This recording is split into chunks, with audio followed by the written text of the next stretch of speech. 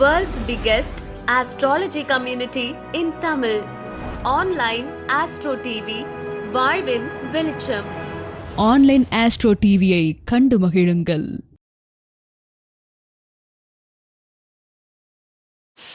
அடுத்த சிறப்பு பேச்சாளராக நமது தர்மசாஸ்திர ஜோதிட வித்யாலயாவின் முதுநிலை ஆசிரியர் உயர் திரு ஜெய் அருண் அவர்களை வாழ்த்துரை வழங்க வருமாறு அன்புடன் கேட்டுக்கொள்கிறோம்.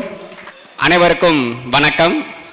நம்மளுடைய தர்மசாஸ்திர ஜோதிட வித்யாலயாவின் 54வது மாதாந்திர கருத்தரங்கத்துடன் கூடிய தர்மபுரி மாவட்ட நிர்வாகிகள் பொறுப்பேற்கும் விழா இனிதே காலையில் தான் ஆரம்பிச்சது.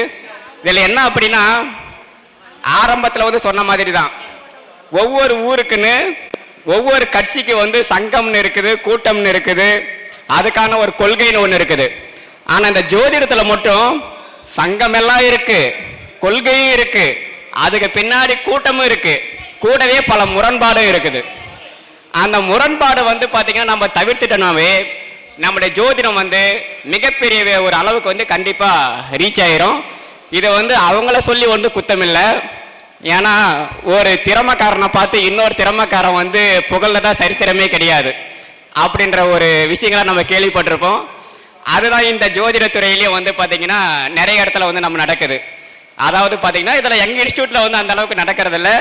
ஸோ வெளியில் பார்த்தீங்கன்னா இந்த ஜோதிட துறை ஏன் அடுத்த லெவலுக்கு முன்னேறலாம் அப்படின்னா, எல்லாருமே பார்த்தீங்கன்னா ஒரு அடிப்படையிலிருந்து உயர்நிலை முதுநிலைன்னு படிச்சிருப்போம். இந்த ஜோதிட துறையில் மக்கள்கிட்ட இருக்கக்கூடிய ஒரு எதிர்ப்பு என்ன அப்படின்னா, ஒரே ஜாதகம் 10 ஜோதிடர். அப்போ ஜோதிடம் அப்படின்னா எல்லாருமே பார்த்தீங்கன்னா ஒரே விதமாக தானே பலன் சொல்லணும், அப்போ தானே எனக்கு நம்பிக்கை வரும். இது நான் 10 பேர்கிட்ட கேட்டால் ஒவ்வொருத்தரும் ஒவ்வொரு மாதிரியான ஒரு பலனை சொல்கிறாங்களே ஏன் அப்படின்றத பார்த்தீங்கன்னா இந்த மக்கள் மத்தியில் நிறைய இருக்குது. இதில் என்ன ஒரு விஷயம் அப்படின்னா, ஆரம்பத்தில் நாம்பளும் அடிப்படை கல்வி படிக்கிறோம். நம்ம கிளாஸில் ஒரு 50 பேர் இருக்காங்க அப்படின்னா அந்த 50 பேருக்கும் ஒரே டீச்சர் தான். ஆனால் அந்த 50 பேருமே பார்த்தீங்கன்னா ஒரே மாதிரியான மதிப்பெண்களை வாங்கறதில்ல. ஏன் வாங்கறதில்ல? 50 பேர்த்துக்கும் அதே டைமில் தான் பாடம் நடத்துகிறாங்க, அவங்களுக்கு புரிகிற மாதிரி தான் பாடம் நடத்துவாங்க. அப்போ பார்த்தீங்கன்னா அந்த 50 பேருமே ஒரே மாதிரி தான் மதிப்பெண் வாங்கணும், அவங்க ஏன் வாங்கறதில்ல அப்படின்ற மாதிரி தான் இந்த ஜோதிடம் என்பது ஒவ்வொருவருடைய தனிப்பட்ட ஒரு அனலைஸ். ஓகேங்களா? அவங்களுக்கு தெரிந்த பார்த்தீங்கன்னா ஒரு அனலைஸ் பாயிண்ட்டை அவங்க சொல்லுவாங்க. ஆனால் இந்த 10 ஜோதிடருமே அந்த ஜாதகத்துக்கு நடந்த விஷயத்த சொல்லுவாங்க, ஆனால் 10 விதமாக சொல்லுவாங்க, அவ்வளோதான். அதுக்காக பார்த்தீங்கன்னா இந்த ஜோதிடம் என்பது இந்த முரம்பற்று இருக்குது, இது பொய் அப்படின்றதெல்லாம் கிடையாது. சரி, ஓகே, நாம் அடுத்தது நேராக பாயிண்ட்டுக்கு வந்துடுவோம். இப்போ பார்த்தீங்கன்னா இந்த ஜோதிடத்துறை இன்னைக்கு தருமபுரி மாவட்டத்தில் நமது தர்மசாஸ்திர ஜோதிட வித்யாலயாவின் ஐயா டாக்டர் சாஸ்தா நான் மணிகண்டராஜ் அவர்களுடைய தலைமையில் நடைபெற்றது. இதுக்கு முன்னாடியெல்லாம் பார்த்தீங்கன்னா நம்ம ஜோதிடம் அப்படின்னா பள்ளிப்பாளையம் தான் நமக்கு ஞாபகம் வரும். ஒரு ஏறக்குறைய பள்ளிப்பாளையத்தில், இந்த பள்ளிப்பாளையத்தில் பார்த்தீங்கன்னா மூளைக்கு பார்த்தீங்கன்னா டீ கடை இருக்கிற மாதிரி அங்கே ஒரு மூளைக்கு பார்த்தீங்கன்னா ஒவ்வொரு ஜோதிடர்கள் இருப்பாங்க. எங்கே பார்த்தாலும் பார்த்தீங்கன்னா ஜோதிடர்களாகவே இருப்பாங்க. அப்போது இந்த ஜோதிட துறையில் பெரும்பான்மையாக வகிக்கக்கூடிய இடம் எது அப்படின்னா நம்மளுடைய ஈரோடு மாவட்டம் பள்ளிப்பாளையம் தான். இதில் என்ன ஒரு விஷயம் அப்படின்னா, அப்கமிங்கில் எனக்கு தெரிஞ்ச தருமபுரி பீட் பண்ணிடும்னு நினைக்கிறேன். ஏன்னா அந்த அளவுக்கு எல்லாருமே கொஞ்சம் நல்லா ஒற்றுமையாக தான் இருக்கிறாங்க. ஒவ்வொரு செயல் செய்யும் போதும் பார்த்தீங்கன்னா அந்த குழு ஆலோசனை அது நமக்கு ரொம்ப முக்கியம். ஏன்னா நானே நேற்று தான் ஜாயின் பண்ணேன். எங்கிட்டையும் ஒரு விஷயங்களை பார்த்தீங்கன்னா இந்த குழு ஆலோசனையாக கேட்டு பண்ணாங்க. அது எனக்கு ரொம்ப முக்கியமாக இருக்குது. ஒரு டீம் அப்படின்னா கம்பல்சரி தனிப்பட்ட முறையில் இருக்கக்கூடிய ஒரு முடிவு மட்டும் இல்லாமல் குழுவோட ஆலோசனை பண்ணி நம்ம ஒரு முடிவு எடுத்தோம் அப்படின்னா கண்டிப்பாக அது பார்த்தீங்கன்னா மற்றவங்களையும் பாதிக்காது, யாரையும் பாதிக்காது. குழுவும் பார்த்தீங்கன்னா ஒரு நல்ல தன்மையில் இயங்கும். அதுக்கு பார்த்தீங்கன்னா ஒரு அடிக்கலை நேற்று தான் நான் உணர்ந்தேன். சரி, அது வரைக்கும் வாழ்த்துக்கள். சரி, நம்ம ஒரு 4-5 ஜோதிட பாயிண்டாக நம்ம சொல்லிட்டு நம்மளுடைய இந்த சிறப்புரையை கொஞ்சம் நிறைவு பண்ணலாம். எப்பயுமே நம்ம ஜோதிடத்தில் நமக்கு ரொம்ப முக்கியம் என்ன அப்படின்னா, நீங்கள் ராசியா லக்கணமா அக்கா சொல்கிறாங்க, எனக்கு ராசி தான் பார்த்தீங்கன்னா ரொம்ப முக்கியம், அதுதான் ரொம்ப ஒரு மனபலத்தை கொடுக்கும். அதே போல் பரிகாரம் செய்யும் போதும் பார்த்தீங்கன்னா நீங்கள் என்ன ராசி என்ன நட்சத்திரம் ஏன்னா இப்போ யாருமே வந்து லக்கணத்தை வந்து பெருசாக யாரும் பார்க்கறதில்ல. ஒரு விஷயம் வந்து என்ன அப்படின்னா, ராசி வந்து நமக்கு ரொம்ப முக்கியம் தான். ஏன் அப்படின்னா, நமக்கு சொன்ன மாதிரி வந்து மன வலிமை வந்து நமக்கு ரொம்ப முக்கியம். நமக்கு உடல் வலிமையோட மன வலிமைன்றது நமக்கு ரொம்ப முக்கியம் தான். இந்த நம்ம ஜோதிடத்துறையில் ஒரு ஜாதகருக்கு லக்னம், லக்னாதிபதி அது ரெண்டு வந்து கன்ஃபார்ம் இருப்பாங்க.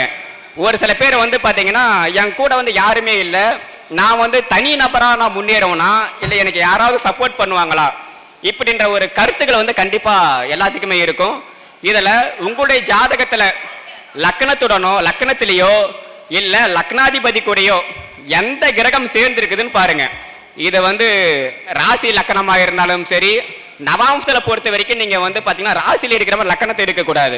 நவாம்சத்தை பொறுத்த வரைக்கும் சந்திரன் மட்டும்தான் பிரதானம். ஏன் அப்படின்னா, நாம் நவாம்சத்தில் கிரகங்களுடைய சாரங்களை வைத்து தான் நாம் வந்து நவாம்சத்தை வந்து பிரிக்கிறோம். அந்த அடிப்படையில் முதல்ல லக்கணமாக வந்துடுவோம்.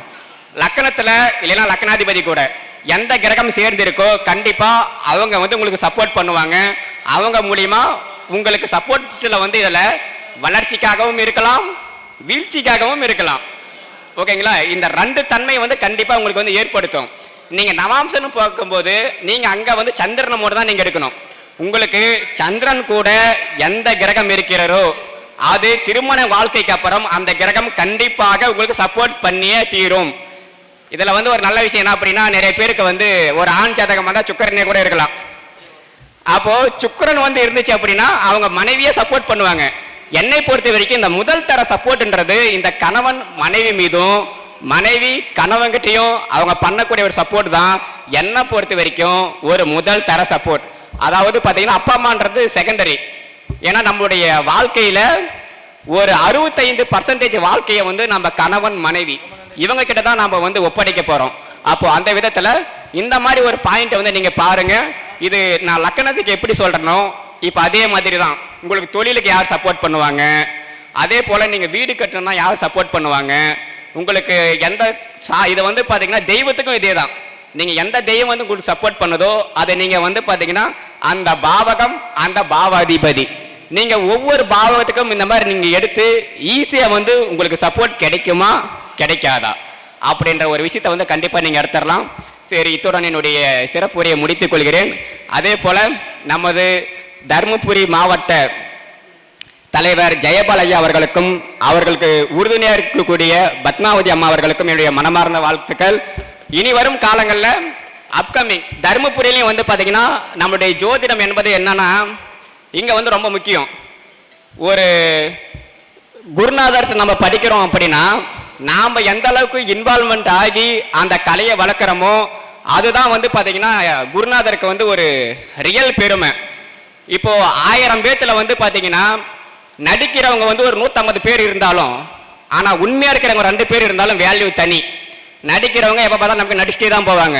ஆனால் வெளியிருந்து பார்த்தீங்கன்னா கூட இருந்து அவங்க நடிக்காமல் வெளியில் வந்து பார்த்தீங்கன்னா யார் வளர்த்துறாங்களோ என்னை பொறுத்த வரைக்கும் அவங்க தான் வந்து ஒரு தலை சேர்ந்த ஒரு தன்மையாக வந்து மாறுவாங்க. அதனால் உண்மையாக இருக்க நமக்கு 2 பேர் இருந்தாவே போதும். ஸோ இதில் வந்து பார்த்தீங்கன்னா இனி வரும் காலங்களில் ஒவ்வொரு மாவட்டத்திலையும் எங்களுக்கு கற்றுக் கொடுத்த ஐயா டாக்டர் சாஸ்தானா மணிகண்டராஜ் அவர்களின் ஒரு பெருமையை வந்து கண்டிப்பாக நாங்கள் தருமபுரி மாவட்டத்தில் வந்து காப்பாற்றுவோம். அதனால் வந்து பார்த்தீங்கன்னா இன்னும் ஒரு 5-6 வருஷத்தில் வந்து கண்டிப்பாக நாங்கள் பள்ளிப்பாளையத்தை பீட் பண்ணலாம். அது வந்து சொல்கிறதுக்கு ஒன்றும் இல்லை. சரி, ஓகே, நன்றிங்க. வாழ்க வளமுடன்.